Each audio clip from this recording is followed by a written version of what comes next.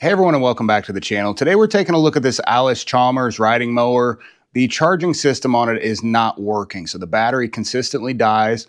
We're going to go through the full testing and repair on this Briggs Stratton Intech V-twin engine if you have the same or a similar charging system. We're going to go over many, and I'm going to show you how to fix that, whether it's the stator or the regulator or any other issue going on with this. Don't forget to hit those like and subscribe buttons as we go along if you enjoy the content.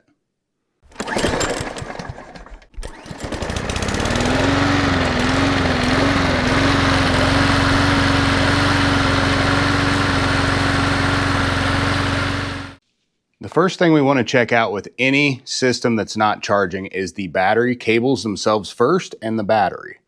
So we've got a couple ground wires. You want to make sure there's no corrosion all over this and that everything is clean and completely tight. If you can grab the wire and move it at all, it's not tight enough. These are good. They're completely tight. They're nice and clean. Next, we'll test the battery voltage. So you will need a voltage meter for most of this testing. They are fairly cheap. Borrow one, buy one. I think this one's like $25. I'll put a link to it down below. We're going to go to volts DC, volts with the solid line and 3 smaller lines underneath. I'm going to hook my terminals here just up to the battery. One on the negative, one on the positive. And we've got 12.77 volts, meaning this battery is completely charged. It is good. It's holding a charge. It's been here all weekend. You'll also want to test and check the cable where it attaches to the engine or the frame. This one actually goes down on this side underneath and attaches to the engine mounting bolt coming up. I have checked that. It is completely tight like you want it to. You'll also want to check where the cable comes over to the solenoid, that both of those are completely tight. The solenoid. Both wires are tight, and then we've also got a fuse right here. Take a look at it. Make sure that it's completely clean and free of corrosion. If your fuse isn't good, none of the rest of your stuff's going to work either, but I've seen bad connections cause strange things on stuff like this. Next, we're going to do a simple test and figure out what the battery voltage is and how it's changing once the engine starts. We're going to be on the same volts DC. I've got my alligator clips installed on both leads. If you don't have those, it may be a little bit more difficult to test this just because you have to hold it on there as you start and run the engine. Now, I've got the parking brake locked in. You do not have to be sitting on the seat on this one. Yours may vary a little bit.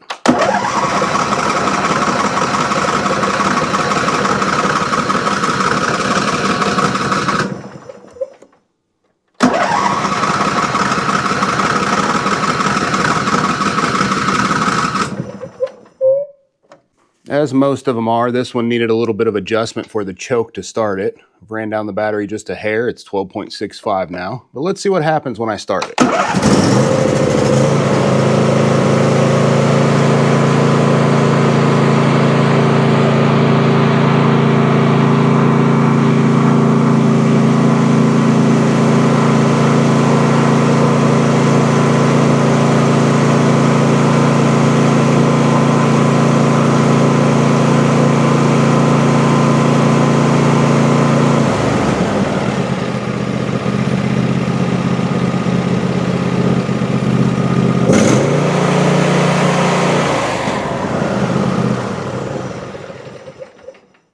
Basically nothing. The voltage didn't even come back up to where the battery actually had level before I tried to start it. So now it's at 12.63, which is where it started off at before. It may climb just a hair more because the battery just got drained a little bit with me trying to turn it over when it wouldn't start.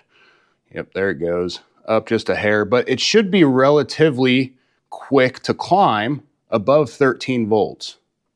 And you should see anywhere from 13.5 to 14.5 normally. I like mine about 13.8 or above. Tells you you have a good charging system. Here, we do not have a good charging system. Something is wrong.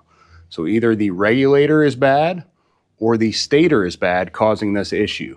We're going to find out which real quick. What we want to look for now is charging system components. You'll always have some wires coming out from directly under the flywheel of the engine. So that's directly under the top here. It'll come out. this red one actually just goes straight through to the other side, so that's not part of our charging system. There's many different wires. Some of them have just a yellow like this with the same connector. Some of them have the green connector, and then some of them have 2 wires. There's other ones that are dual system and stuff like that. I'll show you how to test some of those others later. Now we're going to focus on this one. The green wire, or the green connector with the black wire coming out from under, comes directly from the stator, which is, it has a flywheel that spins around it with magnets, and that creates an AC voltage, alternating current, which then goes into this DC regulator, which takes that AC voltage and converts it into DC. Then that DC voltage comes out on this red wire, and it goes across and it goes to the connector back to the mower to charge the battery. Pretty simple system. We can test the output of that essentially by unplugging the green connector, and we can test the AC voltage going to it. If we're getting good, well, let's flip that back too far. If we're getting good AC voltage coming from this connector, then we know that either this DC regulator is not working, or there's a bad connection between here and where it goes back to the battery at. So we can check the wiring going and then to the harness to the other side. But if there's no issue there and we're getting good voltage from here, we know that the issue is the regulator. Now this regulator does have to be grounded, so it's got to be secure to the engine, and that ground wire that goes to the bottom of the engine does have to be secure also. The easiest way to check for bad wiring is going to be to hook the black up to our negative and then hook our red up to this red wire coming off of the regulator. With the ignition to on, you should have full battery voltage, which we do. That's good. And then alternatively, you can move the lead from the negative to the positive and go to ohms, and you should have 0 resistance or close to it. We've got 0.00, meaning from here to the battery positive terminal, we have a direct connection, and that's what you want. If you see a large ohm reading or you don't get battery voltage, you know you have bad wiring. Let's test the AC voltage here coming from the stator. We're just going to go with our black lead to the negative of the battery. We'll put our red lead here at that stator wire, and then we're going to run this at full RPM. That's how you want to do all of these tests, at 3600 RPM, which is basically full throttle. And this is what they call a 9 amp charging system. The 5 and the 9 amp stator are going to be the same green connector. I'll go over some of the different stators and what exactly the values are you should be getting from those later. We're going to want to be on volts AC, which is the V with the squiggly line. That's the one we'll use for testing, and we'll see what we get. I know this is a 9 amp charging system just because it's got the green wire coming out from under it, and it's on a V-twin engine with an electric PTO clutch. That will not be ran okay by a 5 amp system, so I know that's not the system they put on this. But you may have a 5 amp system. Again, I'll show some of those different ones. Let's see what this does. Really, when we're running, we should be 40 volts AC or over while we're running.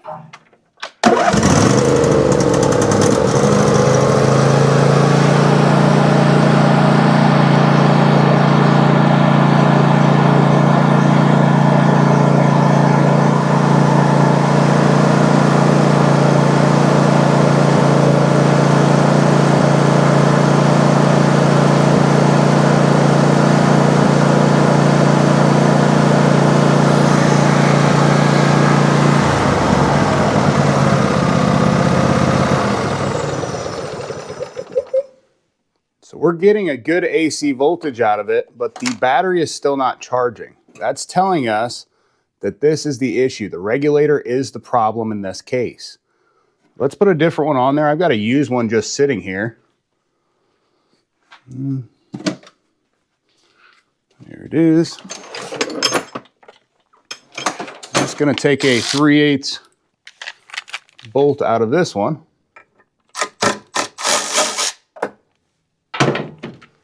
Also going to have to unplug our red wire Going to the other side.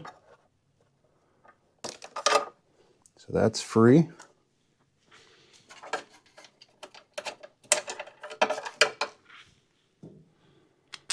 Bolt this one up. It's just a used one I have laying here. I don't actually stock any of these as far as new ones.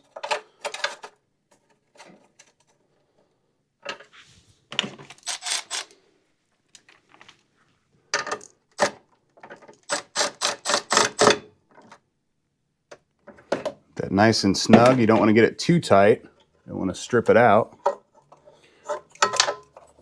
I'm going to connect this back to the green. It's only one side of the clip again, apparently. We're going to connect that to the red.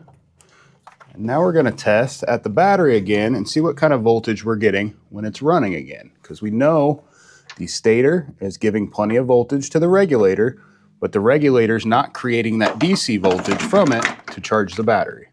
And we're back to testing DC voltage again. Got 12.69 without the mower running. Let's see what we do once the mower starts.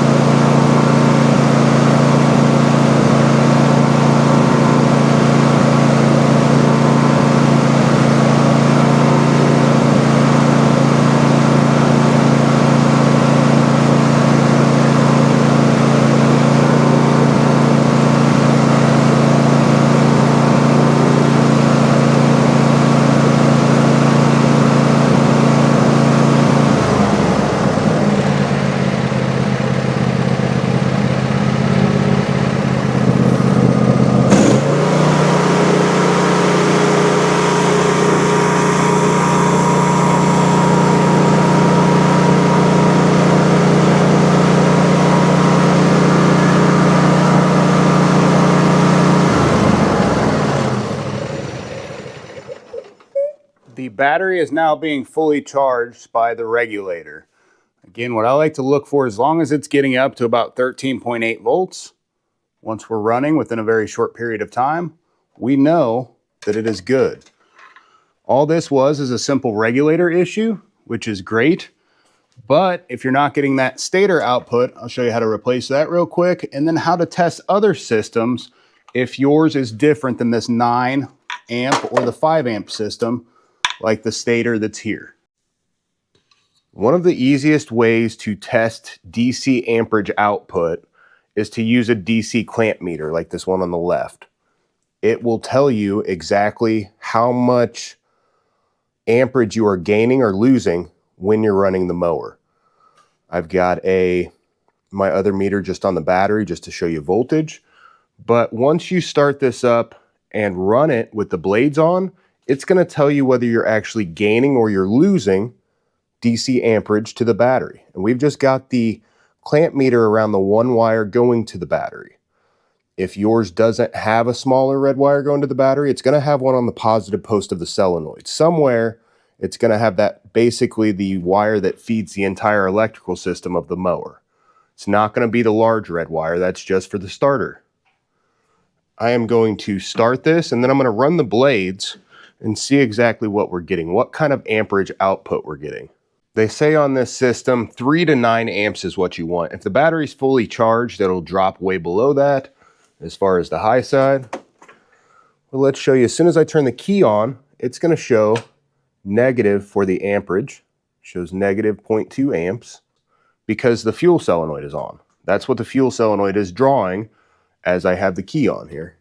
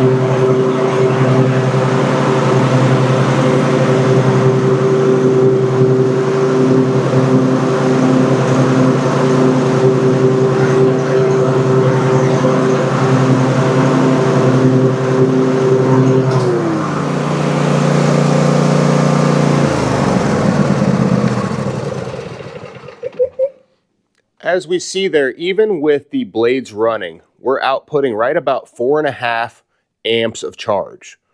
If it goes into a negative amperage or it drops down below 3 on this charging system, that's going to tell you that there is something still wrong. Either the regulator isn't working like it should or the alternator isn't working like it should. This battery voltage on this mower was staying right around 13.4 volts, and it was actually going up a little bit at certain points once the blades were engaged. That's where it should. It should hover at a certain point. It should not continuously drop. It should eventually stabilize. This one is charging good. The charging system is completely good. All the connections are good. One of the easiest ways to ensure everything is good is under a load with a DC clamp meter. Same thing with different meters. Like this one has a DC 10 amp setting. We can put the positive lead into the DC 10 amp slot, and we can select DC 10 amp. This is a little more difficult though, because you've got to hook it in series, which means that one of these leads would go to the battery and the other would go to this red wire without it hooked up to the battery. So we would disconnect that red wire. Say we put the black lead on the battery, the red lead would go to the positive. And that would tell us, not the positive terminal, but the red wire coming in. So it would be measuring between the two.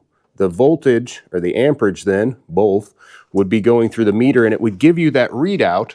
So that's what I've got. I've got the red on my auxiliary wire, and then I've got my black on the battery terminal.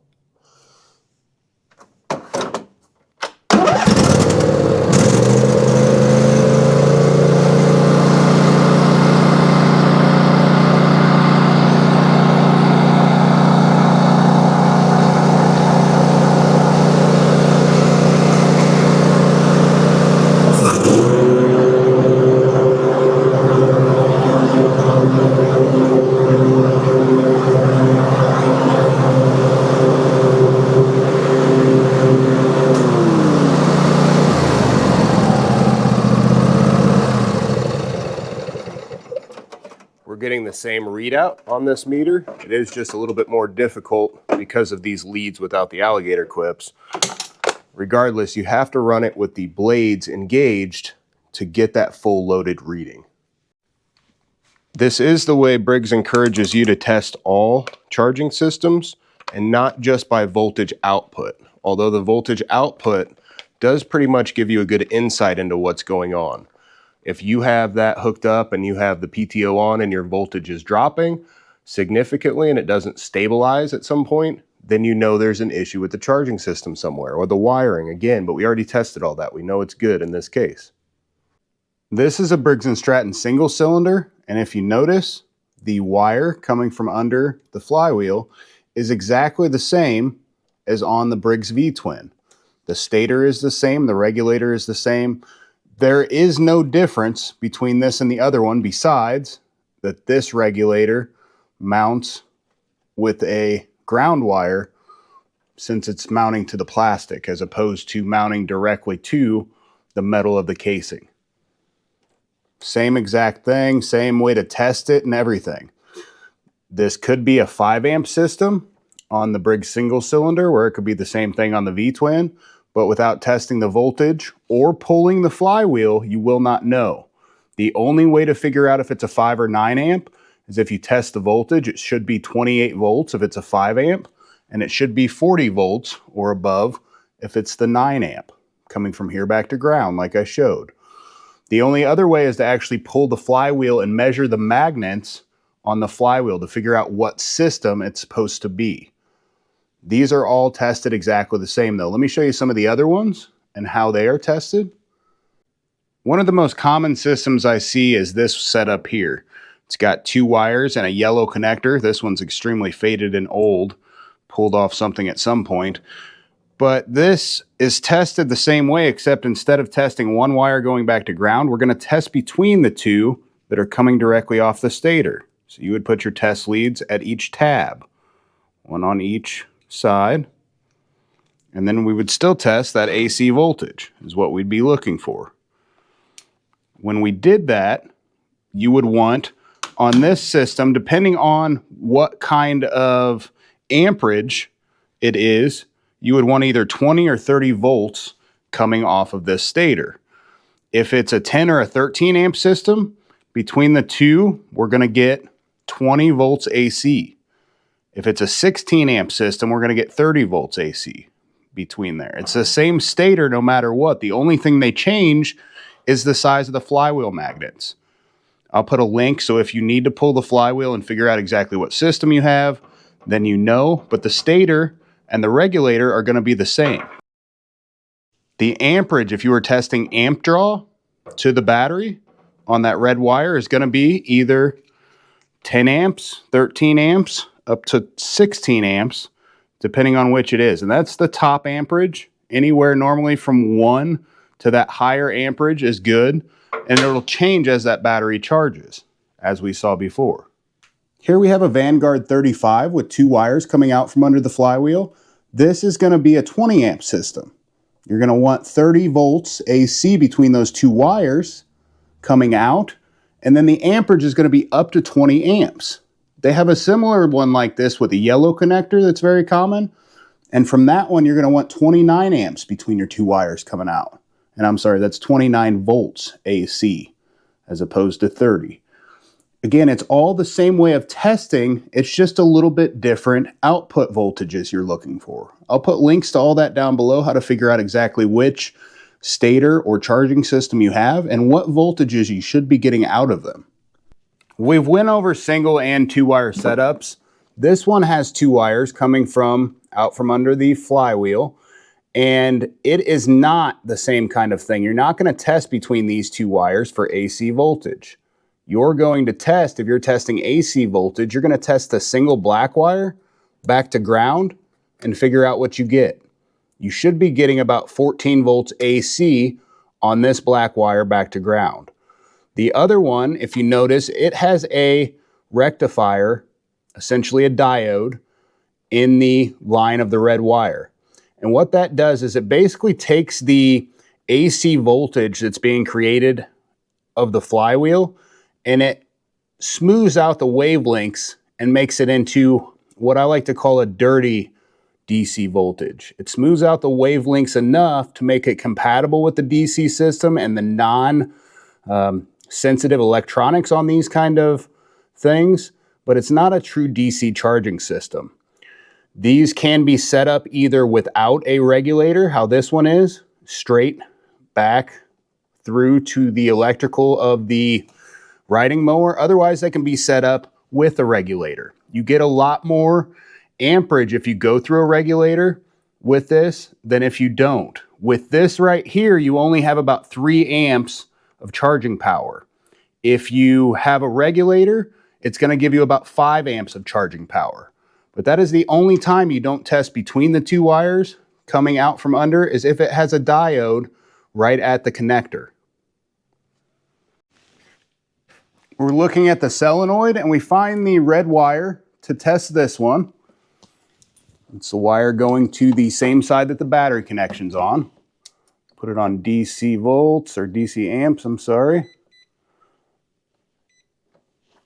Oh, it's switching out on me.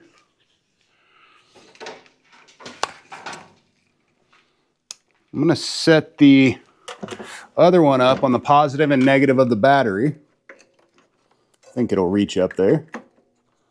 So we show how the voltage moves, how quick it is. It's going to be very slow on this one to go up. And that's just because of how low the amps actually are on the charging system. This is showing negative 0.02 amps. Either getting a bad reading, that or it's showing me actually taking the voltage there through the meter. Let's fire it up and see what happens.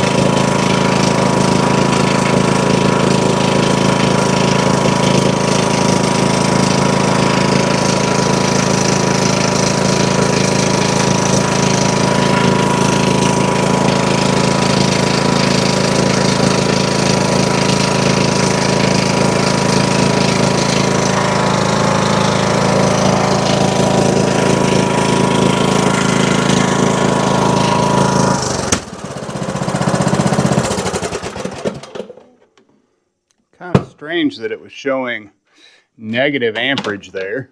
Not really sure why that is. Amp meter is a cheapo, so maybe it's not calculating right. You'll notice the battery voltage goes up very slow. Many people look at this and they say, oh, that's not fast enough. That charging system is bad. It's not. There's nothing wrong with this charging system. It all depends on the battery, and it all depends on what kind of charge you actually have there, how quick it's going to come up. We're showing about 2.2 amps after it's running for a while, which is perfectly acceptable on this system. You're not going to draw hardly any amperage while running this engine. And that's why it's got that strange system on there that doesn't really, it's not technically compatible with a DC system, but they make those wavelengths smoothed out enough that it does work to charge the battery. This one is good, and that is how you test a dual circuit stator and charging system. There we have it. Super simple repair, just being a voltage regulator in this case. I'm going to show you how to replace the stator coming right up. If you're not getting good voltage from your stator, sometimes the magnets will come off of the flywheel and actually ruin the stator. Otherwise, many times when you pull that flywheel up, you will see burnt windings going around. If that stator is bad, sometimes you'll get super high voltage out of it. Sometimes you'll get no voltage at all. But if it's not close to what the output voltage says it should be, you'll want to check that out further. It doesn't really matter if you have small, medium, or large magnets. As long as you know what the output value should be, it's very easy to test. And it's very easy to monitor whether it's actually charging the battery or not. Even without a DC amp meter, it's easy. It's not difficult. It's not rocket science, guys. Should be easy enough with all the steps that I've shown you that you can get it taken care of. Thanks for watching. Don't forget to hit that like and subscribe button if you enjoyed the content, and have a wonderful rest of your day. First, we've got 4 5/16 bolts holding the cover on. It's the fan cover.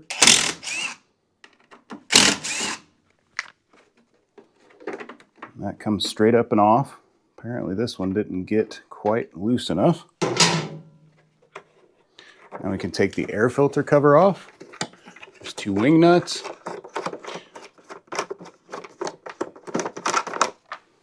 Got the air filter. Then we've got 2 1/4-inch bolts that hold the top to the carburetor plastics. They're both the same size.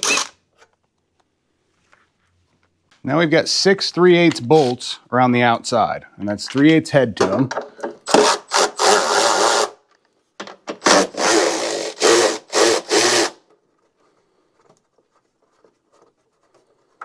You don't technically have to take these out all the way. You can slip the cover up and off with them just loosened. These are shoulder bolts. All 6 of them are going to be the same size.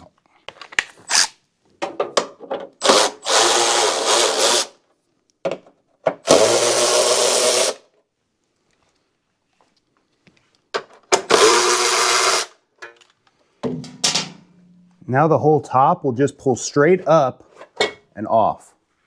Next, we've got to get the whole flywheel off because the stator sits directly below here. We're going to use our, I think that's 1 1/4 to get the nut off the top.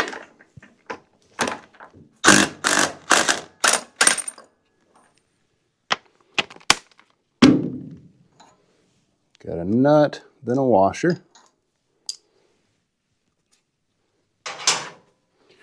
Now what I'm going to use is I'm going to use a tire iron, and I'm actually going to slide it right in between where the block is and where the stator is. And I'm going to push up.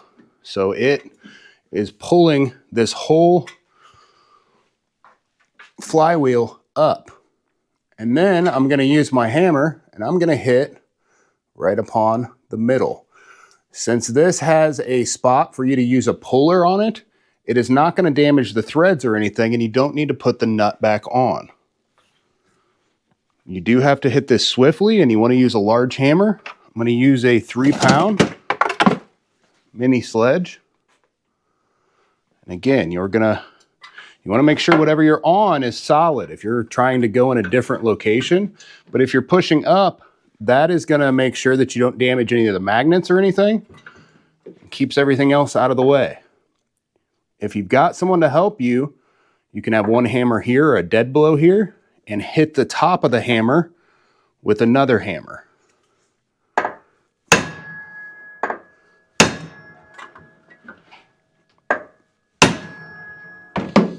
Normally it only takes 1 whack, but apparently I didn't hit it quite hard enough.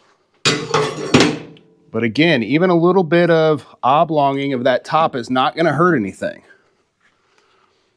And that comes straight off. It's pretty packed full of something. up underneath, you can see just how bad this stator is covered with stuff, but it's still good. It's not bad. A little bit of oil seepage. Well, maybe not. Thought it was oil seepage, but it's not even wet.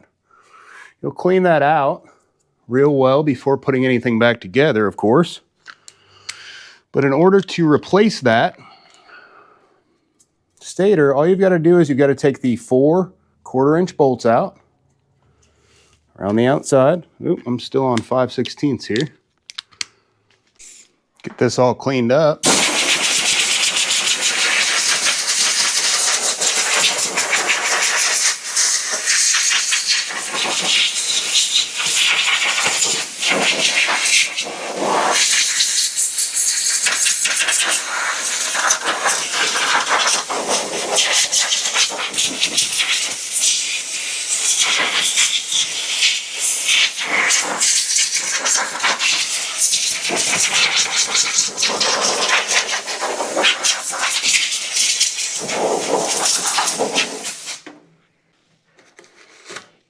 I did have some pieces of paper towel in the intake just to make sure that nothing was blown into it.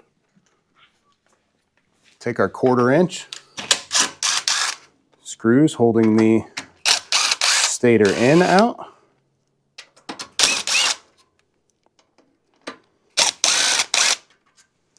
They're all the same size going around. And then your stator is free. The thing is, there is a bolt here that keeps you from pulling that stator through. Normally you can't get it through, even if you're undone from the regulator, without removing that bolt.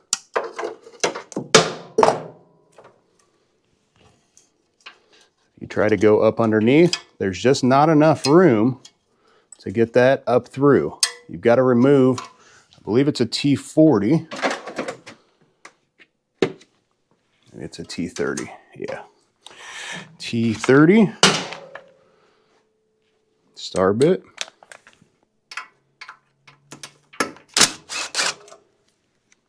Once you remove that bolt, you can just kind of slide it to the side and it's out. So you're free. Everything's good here. Now, when you're putting the new one back on, you want to make sure it's the same orientation. The wire goes straight down,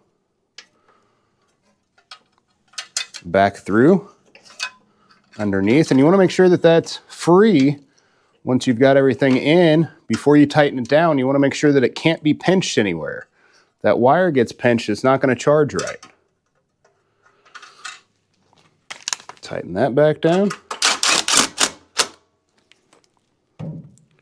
Then we'll put our 4 1/4-inch head screws back in. I don't ever install anything here without using some anti-seize. It's never a bad thing to use. It'll keep these from breaking off on you. If you're using a new stator, it will normally come with new bolts. If you get an OEM stator, that is. If you get an aftermarket, it may not. I used to tell people don't use aftermarkets at all on this. They didn't work right. But I have had customers bring me in aftermarket ones and have ordered a few myself that have worked perfectly fine. So they've came quite a ways since we used to tell people that. Just going to tighten these down. You want to make sure you don't slip while you're tightening this down and nick a piece of that wire. I've done it before and it will ruin the charging system.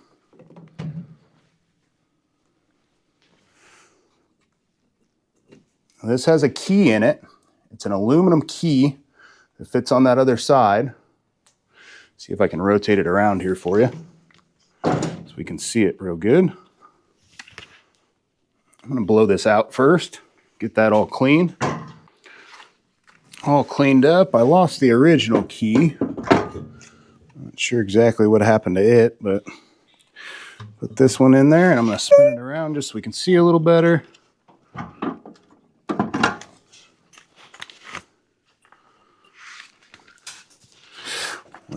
just dropped that one too. There it is. The key fits just in, like such. And if you reuse that original one, you really don't want to. I mean, you could, but they always say replace them. I've always replaced them. And you do want to clean up all around here with some sandpaper before you install that. If you don't clean this up before installing, the flywheel key tends to shear. I've seen it happen several times.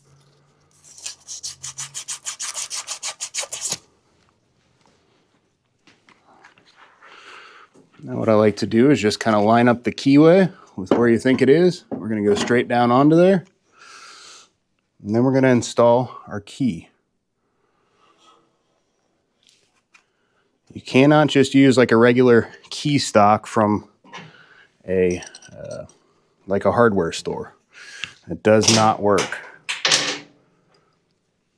We got our washer, our nut back on.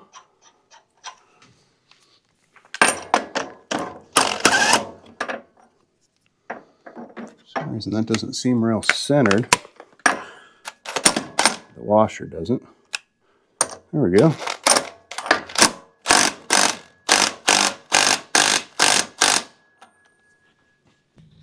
Now we can put our top back on. There are some slides here. So you've got to kind of come directly from the top and slide that in.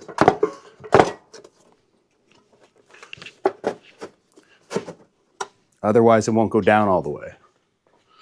Make sure on each side that your metal is inside the housing, which this one is. We can put our bolts back in. I guess we'll start here at the top. That's the 2 for the air cleaner. Good time to clean this all out, even though it's pretty dirty. You can spray that with just a little bit of, we use Simple Green. And then you can blow it all out real well. And it usually will disappear.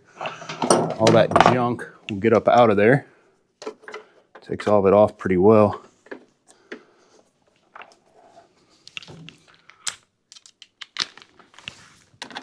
You don't want to over tighten these since they're just going into plastic. Just snug them up.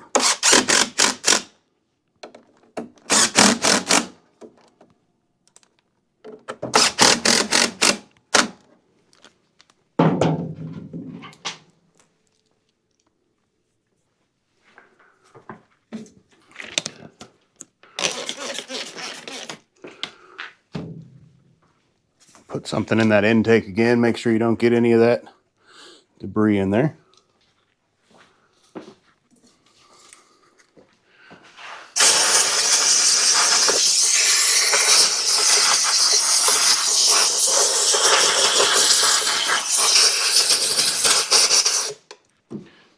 It's that easy.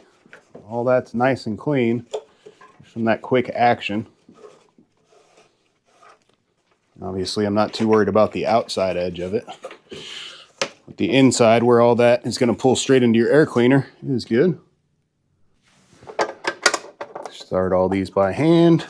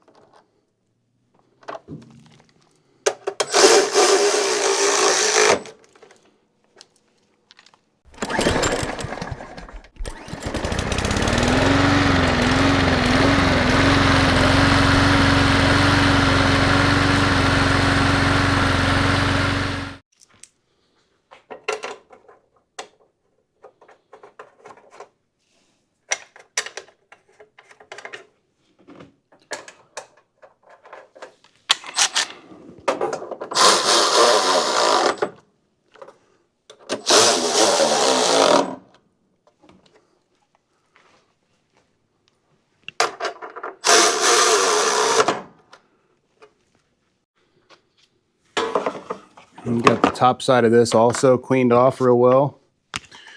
Air cleaner could be a little bit better shape. Don't want to do any of that. We'll power wash this all off